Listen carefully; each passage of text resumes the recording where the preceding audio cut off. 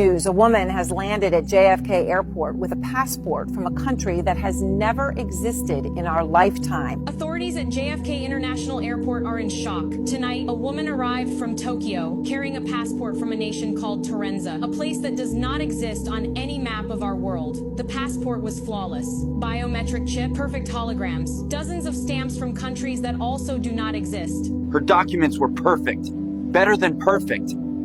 But the country, Terenza, it doesn't exist anywhere. Witnesses say she looked completely ordinary, like any tourist. But when agents told her Terenza isn't real, she froze, then whispered, "Then this isn't my world." She asked me, "Is this America?" I said, "Yes, of course." Then she whispered, "America," like she had landed in the wrong place.